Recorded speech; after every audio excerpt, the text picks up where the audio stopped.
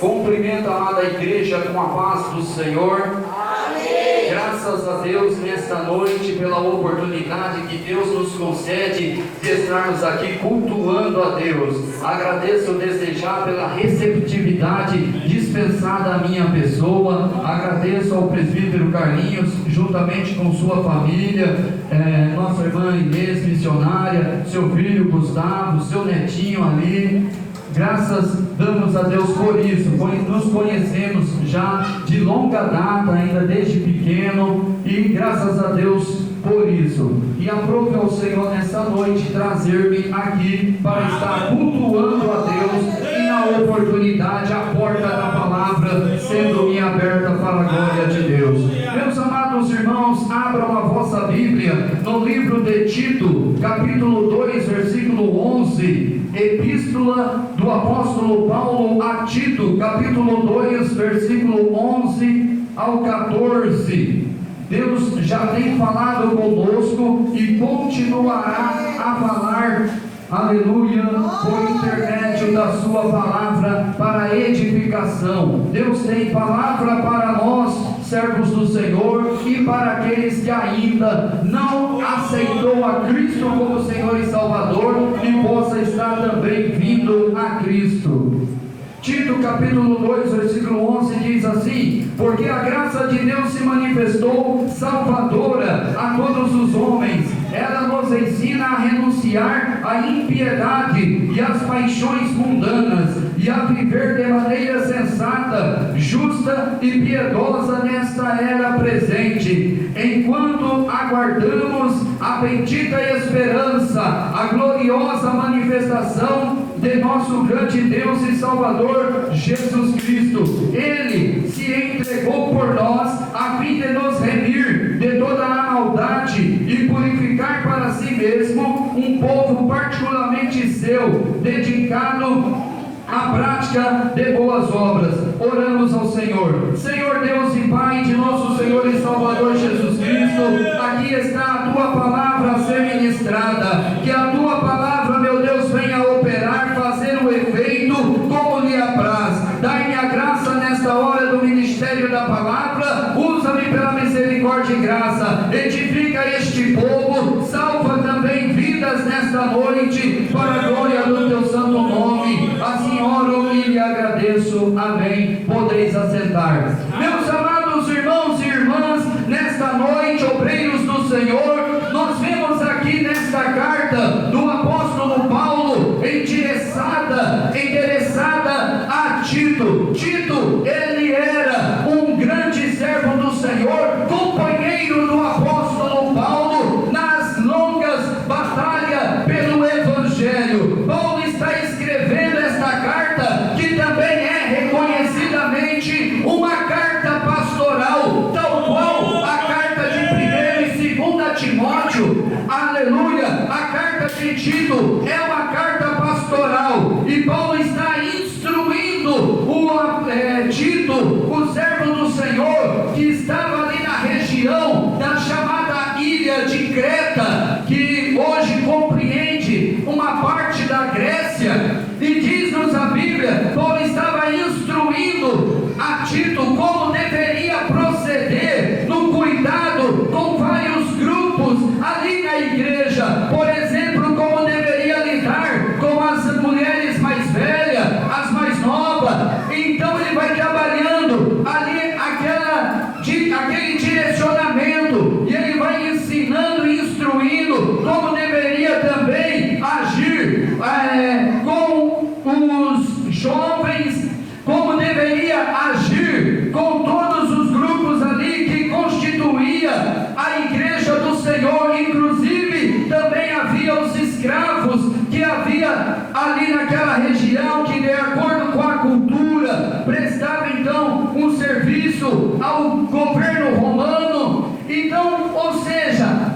tinha toda aquela instrução para que eles pudessem ser assim ensinados na palavra do Senhor. Porém, chega agora no versículo 11, o apóstolo Paulo vai dizer que a graça de Deus havia se manifestado chegado, trazendo salvação a todos os homens. Ou seja, porque a graça de Deus aqui é uma referência à dispensação, aleluia, que entra no lugar da lei, porque outrora a dispensação passada era lei, e agora estávamos chegado à dispensação da graça de Deus, e portanto com a graça de Deus, essa dispensação, a salvação chegou por meio da pessoa de Jesus Cristo. Era o que Paulo estava dizendo, e com isso abrindo a porta da salvação para todas as pessoas, mostrando que a salvação não era algo exclusivo de um grupo, como queria entender os judeus, mas a salvação era para judeus e gentios, ou seja,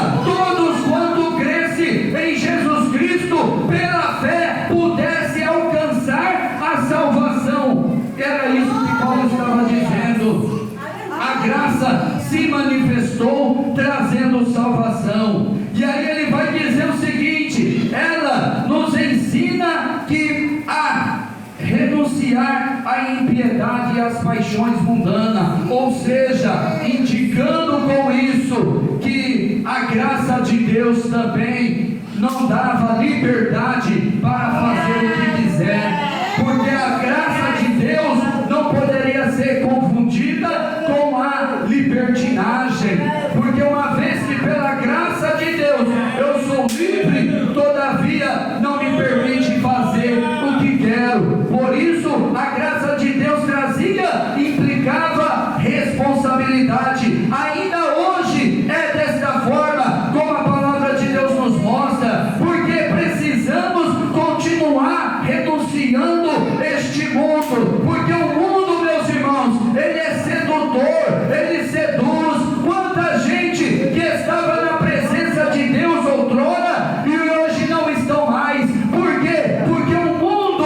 o seduziu, o mundo o tirou da presença de Deus, o mundo o levou para fora. Por isso que a exortação paulina é clara aqui no texto, para que renunciando à impiedade e às paixões mundanas pudesse permanecer firme na presença do Senhor. E é isso que precisamos nos dias de hoje, meus amados irmãos e irmãs, obreiros do Senhor, permanecer na fé, permanecer nesta graça que já alcançamos. Não é que vamos alcançar, mas que já alcançamos, mas que precisamos permanecer na graça do Senhor e não perdê-la de modo algum, mas continuar até o fim, como nós vamos ver aqui. E requer esta renúncia que o apóstolo Paulo fala aqui, porque senão não tem como permanecer, a tendência é enfraquecer. Mas Paulo está dizendo aqui que mediante esta graça salvadora já alcançada hoje, como salvos em Jesus Cristo, aleluia, temos a oportunidade então de ter essa graça e poder renunciar às coisas que o mundo tende a oferecer, tende a seduzir. Porque na Bíblia, se formos olhar, houve um homem que foi um grande ajudador do apóstolo Paulo, chamado Demas. Demas ajudou muito Paulo. Em uma das cartas, o apóstolo Paulo fala que Demas estava com ele, mas na última carta que Paulo está escrevendo, que é a 13ª carta, que é de 2 Timóteo, ele vai dizer que Demas o havia abandonado, e pela seguinte razão: amando o presente século, havia trocado então a eternidade pelo mundo, pelo tempo presente. E quantos estão fazendo isso, meus irmãos? Aleluia! Estão renunciando às coisas de Deus, quando deveria renunciar verdadeiramente o mundo, com seus prazeres, com os seus deleites, com as suas concupiscências, desejos desenfreados. Mas não, estão aí trocando as coisas de Deus pelo mundo, e então trocando a eternidade pela vida temporal, passageira. Paulo fala de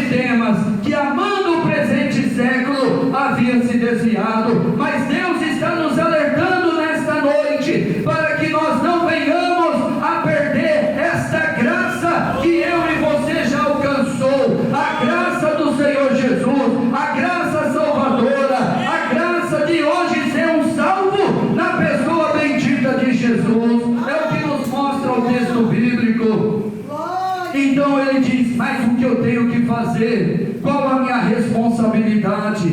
E aí ele mostra aqui no texto que é renunciar à impiedade e às paixões mundanas, e a viver de maneira sensata, justa e piedosa nesta era presente. Aleluia. Ou seja, tendo um comportamento completamente diferente do daí de fora, daqueles que estão ainda perdidos, mas que também podem ser alcançados, lembrando que a salvação é para todos, embora nem todos serão salvos. Interessante isso, não? A salvação é para todos. Por quê? Porque Deus deseja salvar a todos, mas é sabido que nem todos serão salvos. Não porque Deus não quer, mas é porque o ser humano, na sua carnal compreensão, na sua incredulidade, insiste em recusar a crer em Jesus Cristo, aliado ao príncipe deste mundo que cegou o entendimento das pessoas. Ele não crê e com isso não tem como alcançar a salvação, porque se nós afirmarmos que todos seriam salvos, entraríamos no caminho da heresia chamada universalismo, que diz que no fim das contas todo mundo será salvo. Seria bom se todos fossem salvos, porque esse é o desejo de Deus. Só que não, nem todo mundo será salvo, e a Bíblia mostra isso. Não porque Deus não quer, como também tem um ensino e um posicionamento teológico de linha calvinista, que diz que Deus só quer salvar os seus eleitos, que Deus só quer salvar aquele que Ele predestinou na eternidade. Não, a salvação, como o texto bíblico mostra, é para todos, mas nem todos serão salvos, não porque Deus não quer, mas porque o ser humano, na sua incredulidade, recusa-se a crer em Jesus Cristo, e com isso é lançado futuramente no lago de fogo. Mas nós que estamos salvos em Jesus, o convite nesta noite da palavra de Deus é que permaneçamos. Desde o início do culto, Deus está falando sobre a salvação, sobre mais adiante depois a vida eterna com o Senhor, ou seja, buscar ao Senhor, como já foi dito, enquanto se pode assar, isto é, se aproxime do Senhor, ao invés de se afastar. Se você estava se afastando do Senhor, nesta noite, o convite da palavra de Deus é que eu e você nos aproximamos do Senhor, por meio da palavra dele, e a graça que nós temos sobre as nossas vidas, que nos ajuda a aproximar dele, porque também no contrário não seria possível. Mas nesta noite a palavra de Deus está nos orientando, nos guiando acerca do que temos que fazer, que é sobretudo permanecer, aleluia, na presença de Deus, e diferentemente do mundo aí fora, tendo um procedimento, como ele disse aqui no versículo 12, no final dele, tendo uma vida sensata, justa, piedosa no tempo presente, nessa era presente, ou seja, no tempo em que estamos vivendo. Essa é a postura que eu e você devemos ter, porque agindo assim, nós seremos bem-sucedidos em nossa caminhada cristã, como mostra. E aí ele fala assim: e o que eu ganho? Alguém poderia perguntar com isso. O que você ganha é o que ele diz mais adiante no versículo 13: enquanto aguardamos a bendita esperança, a gloriosa manifestação de nosso grande Deus e Salvador Jesus Cristo. Ou seja, nós vemos nesse texto bíblico aqui que Paulo tinha em mente algo além desta vida, ou seja, do tempo presente, assim como nós hoje, nós estamos aqui hoje, mas a nossa esperança máxima, qual que é? A vinda do Senhor, a manifestação do Senhor, como diria Pedro, a revelação do Senhor. E essa revelação, o sentido é da volta do Senhor, da vinda do Senhor. Era isso que Paulo tinha em mente. Ou seja, você mantendo um proceder de um salvo em Cristo, você, quando Cristo viesse, você estaria subindo com Ele. Aleluia. Uma vez que você já é salvo em Cristo, então você pratica as boas obras. Aleluia.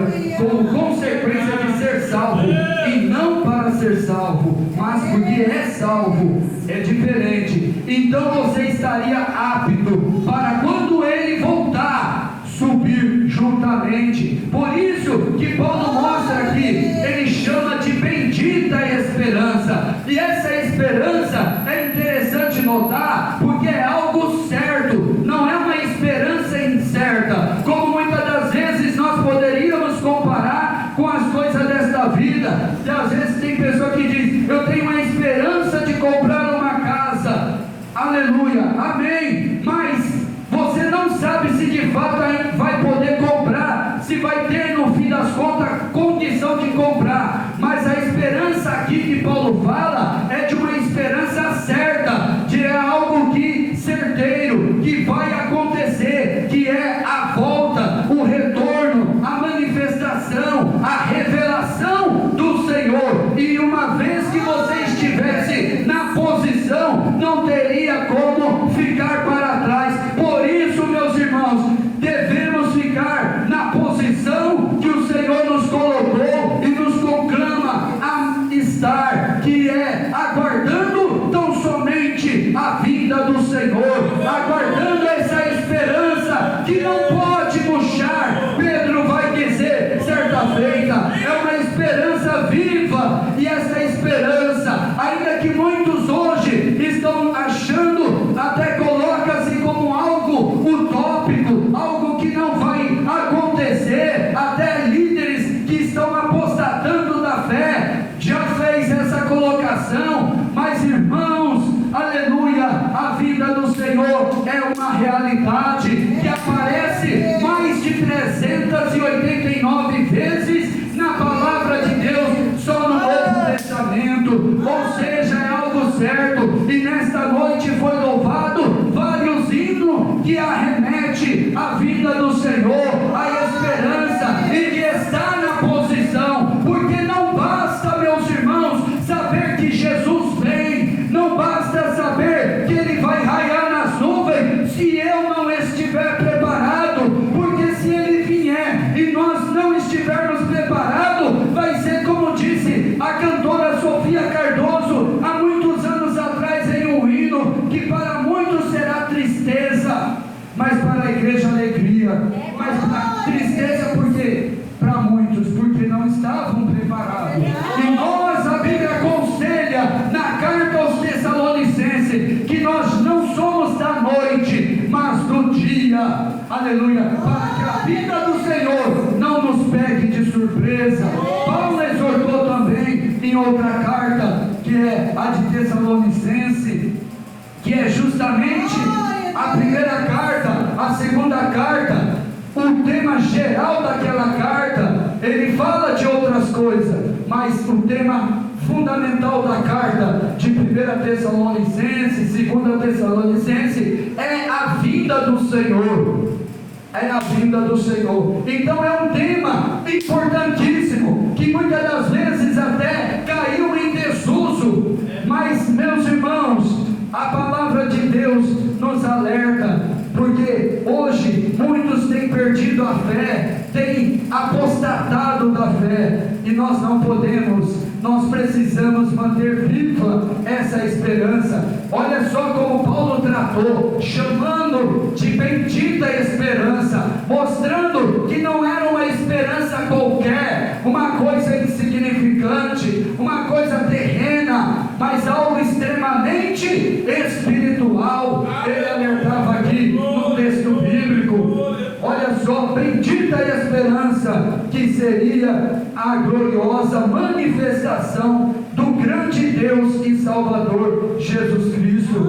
Nesse versículo aqui, vemos até o apóstolo Paulo reconhecendo a divindade de Jesus Cristo, quando ele chama de Deus e Salvador Jesus Cristo, aleluia, mostrando que essa vinda é uma vinda gloriosa, é uma vinda anelada por muitos anos, décadas e até milênios, que é a vinda do Senhor, e que vai acontecer, quer conosco em vida, quer conosco na morte, mas o mais importante é estar ancorado, ou permanecer ancorada a nossa salvação em Jesus Cristo, porque é isso que faz a diferença entre o salvo e o perdido, é estar em Cristo e não estar em Cristo. Por isso permaneça em Cristo, permaneçamos nós em Cristo, para que esse dia seja de fato de alegria, de contentamento, para a glória de Deus, aleluia. Quando Cristo vai raiar nas nuvens, ao toque da trombeta, e arrebatar a sua igreja, e arrebatar significa tirar rapidamente e com força, é o significado da palavra arrebatamento, aleluia. É o que ele nos mostra aqui, e ele diz: ele se entregou por nós, a fim de nos remir de toda a maldade e purificar para si mesmo um povo particularmente seu, dedicado à prática de boas obras. Repara, meus irmãos, a obra que Jesus fez, para que eu e você pudéssemos ter a chance de salvação, como eu costumo destacar, a chance de salvação, porque nós não éramos merecedor por causa de Adão, que havia caído, e com isso toda a raça humana caiu, e não apenas parte da raça humana, como ensina o falso ensino do pelagianismo, aleluia, mas toda a raça humana caiu em Adão, aleluia, e em Cristo a raça humana tem a oportunidade de ser levantada novamente, como Paulo destaca em Romanos. Paulo aqui está mostrando que a obra de Jesus para salvar, para resgatar o pecador, é que garantiu essa possibilidade de salvação. Só é possível eu e você sermos salvos porque Jesus aqui morreu na cruz do Calvário, ele se entregou voluntariamente, isto é, não obrigado, mas ele sabia que se ele não se entregasse naquela cruz, nem eu e você estaríamos salvos, mas sim perdidos, estaríamos fadados à condenação eterna. Mas o Senhor, que é rico em misericórdia, que demonstrou a maior bondade que ele pode demonstrar para com a raça humana, que foi ter feito um plano de redenção, e por meio desse plano de redenção ter dado prova por meio do seu Filho, nos resgatou, aleluia, por meio dessa obra na cruz do Calvário, onde ele derramou o seu sangue, e o seu sangue nos purifica, o seu sangue nos expia o pecado, isto é, cobre o pecado no sentido de remover, e quando esse pecado é removido, recebemos o perdão. Por isso, perdoados em Cristo, somos aceitos por Deus, graças à obra de Jesus. Se tirar Jesus, nós estamos perdidos. Então, por isso Paulo mostra aqui no texto bíblico que ele se entregou por nós, a fim de nos remir, isto é, nos resgatar, aleluia, de toda a maldade, e purificar para si mesmo um povo, olha só, isto é, um povo especial. Por isso a igreja, ela é diferenciada. Por isso que igreja, até mesmo como abordado na manhã de hoje na EBD, significa tirados para fora. Quando a lição tratava sobre a importância de congregarmos. Então a igreja aqui é o povo que o Senhor quis criar, mas só foi possível depois da cruz. Antes não havia igreja, mas depois da cruz nós sabemos que a igreja ela foi estabelecida, e de forma oficial no dia de Pentecostes. Tanto que a igreja é um mistério revelado que estava oculto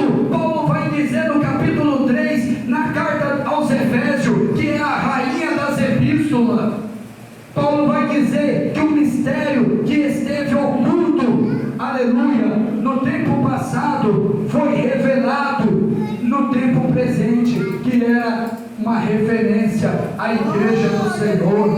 E por isso hoje a igreja está aqui, que é o farol para o mundo, a qual deve refletir para a glória de Deus a salvação. E por isso hoje o ouvinte da palavra de Deus também pode ter a oportunidade de se entregar a Jesus Cristo, arrepender-se dos seus pecados e converter a Cristo, tal qual um dia nós nos arrependemos e nos convertemos, e a cada dia nos convertemos, buscamos se converter mais, ainda mais quem ainda não é salvo, pode ter a oportunidade hoje de se entregar a Jesus, arrepender-se do seu estado pecaminoso de ruína, aleluia, e vir a salvação, porque o ser humano precisa entender que quando ele não é salvo, ele se encontra no estado de ruína, e mais tem a possibilidade de resgate, de redenção, e depois de, aleluia, um novo nascimento, aleluia, que é uma referência à regeneração. Como diria o grande pregador do passado, Charles Spurgeon, no século XIX, se você não apresentar os 3 R's para o pecador, não há razão para você convidá-lo para aceitar a Jesus, porque o pecador precisa entender que ele se encontra no estado de ruína, mas que não está tudo acabado. Ele precisa entender que há redenção e que há regeneração. Ou seja, nisso você resume a mensagem em 3R, a mensagem do Evangelho, a mensagem de salvação, e o pecador pode entender por obra do Espírito, é claro, porque do contrário o pecador, devido ao seu estado de morto espiritualmente, jamais vai poder ser despertado. Então precisa que o Espírito de Deus vá e desperte, conforme a Efésios capítulo 2, versículo 1, que diz que Ele mesmo nos ressuscitou, aleluia, nos vivificou, melhor dizendo, nos vivificou, estando nós mortos em pecados e delitos. Vivificou ali é uma referência não ao avivamento, mas sim o novo nascimento. É uma forma, outra forma de se referir à regeneração, naquele contexto de vivificamento, isto é, o novo nascimento. Portanto, ouvinte da palavra de Deus, nesta noite, você também tem a oportunidade, pela essa graça de Deus, aceitar a Jesus como Senhor e Salvador. Quando do convite para vir a Ele, você vir a salvação para a glória de Deus. É o que nos mostra o texto bíblico. Por isso ele disse aqui, aleluia, um povo particularmente seu. Ou seja, a igreja é uma propriedade exclusiva do Senhor Jesus, aleluia. É um povo todo especial, separado do mundo, comprado por bom preço na cruz do Calvário, e por isso salvo em Jesus. E aí então ele vai dizer, dedicado à prática de boas obras. Isso fala do trabalho da igreja, da tarefa da igreja, porque até que Cristo venha, aleluia, devemos o que? Trabalhar para o Senhor, trabalhar na obra do Senhor, a fim de ganhar almas para o Senhor. É o que mostra a palavra de Deus. Então fomos salvos para a prática das boas obras. Paulo vai dizer isso também, voltar a dizer isso na carta aos Efésios,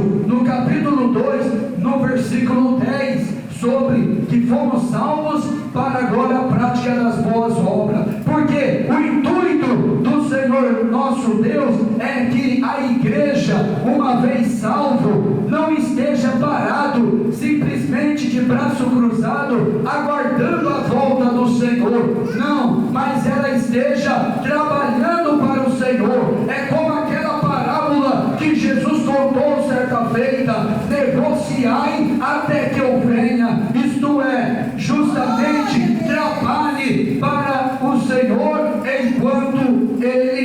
volta. A igreja tem essa função de estar trabalhando para o Senhor, de estar fazendo a vontade de Deus, de estar ganhando almas, de preferência, até que Ele venha, aleluia, buscar a sua igreja. Ou seja, Ele não quer ver o seu povo parado, de braço cruzado. Por isso que Ele disse aqui, dedicado à prática de boas obras.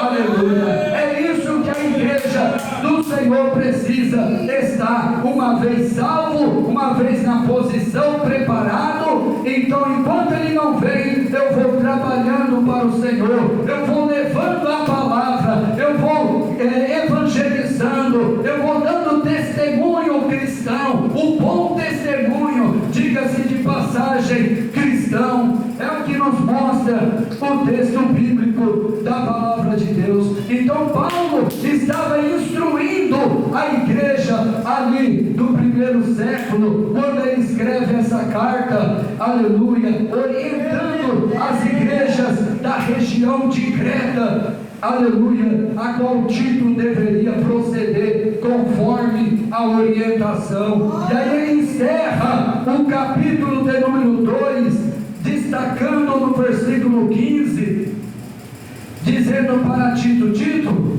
é isso que você deve ensinar.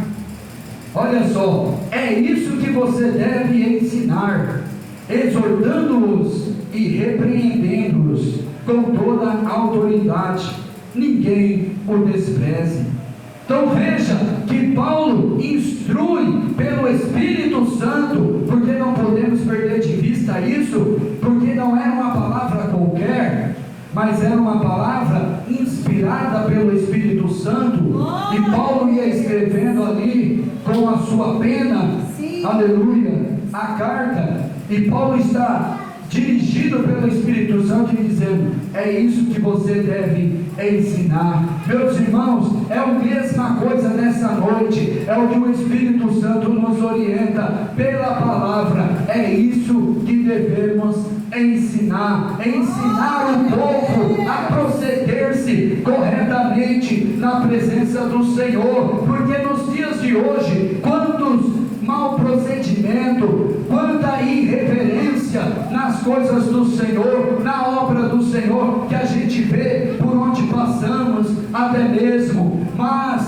o Senhor está nos mostrando, é isso que deve ensinar, ou seja, a palavra do Senhor, aquilo que o Senhor quer que o seu povo saiba, para que não seja enganado, para que não se perca em meio à caminhada cristã, em meio ao jornalhar na fé, muito pelo contrário, mas que permaneça. Por isso ele diz: exorta, isto é, se necessário, exorta a igreja do Senhor, e tinha autoridade para isso. Paulo estava dizendo que ele havia sido investido, Tito, investido de autoridade para exortar se necessário. Por isso que na Bíblia nós temos em Romanos, no capítulo 12, aleluia, a partir do versículo 7 a seguir, o dom de exortar, exatamente porque é um dom preciso, quando necessário, que visa a edificação, porque a razão dos dons espirituais, ainda que hoje tem uma ala da igreja evangélica brasileira e da linha calvinista, que nega a continuidade dos dons, mas diz que cessaram os dons, com a morte dos últimos apóstolos. Até hoje eu não achei na Bíblia um versículo que dê base para isso, porque a Bíblia mostra que os dons não foram dados por causa dos apóstolos, os dons foram dados por causa da igreja. Ou seja, a igreja, ela não parou no primeiro século, ela tem atravessado quase 2000 anos de história. Portanto, enquanto a igreja estiver na terra, os dons espirituais haverão de ser necessário, porque visa a edificação do povo de Deus. Todos os dons espirituais têm a sua finalidade, que é a edificação da igreja, aleluia, com ordem e decência, é claro, mas os dons continuam vigentes, os dons continuam, aleluia, em voga, continua valendo para a igreja, não cessaram, mas embora tenham uns que assim nega, mas nós vemos aqui Paulo dizendo, exorta e até mesmo, ele vai dizer, repreende-os com toda a autoridade, aleluia. Então, ele tinha autoridade. Então, o Senhor fala conosco nesta noite, com todos nós, por meio da sua palavra, que Ele tem dado autoridade, principalmente para os obreiros do Senhor, que têm a responsabilidade de ser um guia espiritual para a igreja do Senhor, que foi investido de autoridade, que não tenha medo, mas pelo contrário, fale com autoridade quando necessário, repreende quando necessário, exorta, ensina, aleluia, faça a vontade do Senhor, porque assim, aleluia, será bem sucedido. E aí ele encerra dizendo, ninguém o despreze, porque a tendência era que Tito pudesse ser desprezado, aleluia. E Paulo não é a primeira vez que fala isso, ele falou também para Timóteo, na carta que também é pastoral. Em uma delas, Paulo disse, ninguém despreze a tua mocidade, Timóteo. Aleluia, louvado seja Deus. Ninguém deveria desprezar a mocidade dele. Por quê? Porque Timóteo, ele era um jovem pastor e solteiro, e de acordo com os estudos da palavra de Deus, ele tinha cerca de uns 37 anos, de acordo com John MacArthur, pastor de linha reformada americano, aleluia, teólogo, e ele vai dizer que tinha cerca de 37 anos. Então aí a gente para e pensa, então ele não era muito jovem, assim, mas Paulo exortava, ninguém despreze a tua mocidade.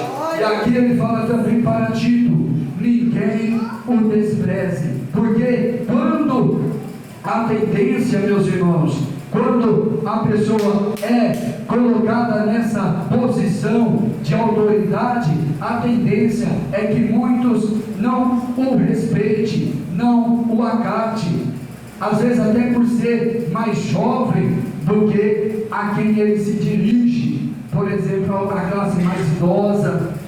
Então o que acontece? Mas Paulo deixou claro para ele, ninguém o despreze. Isto quer dizer, ele não deveria se preocupar quanto a isso, mas a preocupação dele era tão somente ensinar e exortar, como mostra o texto, repreender quando necessário, mas que deveria estar era firme, tanto ele quanto a igreja que estava ali sob a sua responsabilidade, porque mais adiante ele teria até mesmo responsabilidade de levantar novos presbíteros para as igrejas que estavam localizadas ali na região de Creta, na ilha de Creta, que hoje sabemos que é uma ilha de Creta. Então Paulo estava, aleluia, instruindo. Portanto, nessa noite, meus irmãos, a palavra de Deus visa nos aconselhar, nos instruir nesta noite, a que permanecemos firmes em Cristo, salvos hoje em Cristo, fazendo a vontade do Senhor, ou seja, venhamos a estar fazendo o contrário deste mundo, aleluia, não nos deixando ser seduzidos pelo mundo, mas vivermos na contramão do mundo e aguardando tão somente a volta do Senhor, e também, aleluia, trabalhando para o Senhor até que Ele volte. É isso que o Senhor espera da sua igreja nesta noite, nesses últimos dias, aleluia, porque é uma palavra para os dias que estão por vir, porque hoje nós estamos de pé, mas amanhã, depois, nós precisamos, enquanto vida tivermos, permanecer de pé, aleluia. E você, ouvinte da palavra de Deus, que ainda não aceitou a Jesus, hoje é o dia e o tempo aceitável para converter se arrepender e aceitar a Cristo como Senhor e Salvador. Assim agradeço ao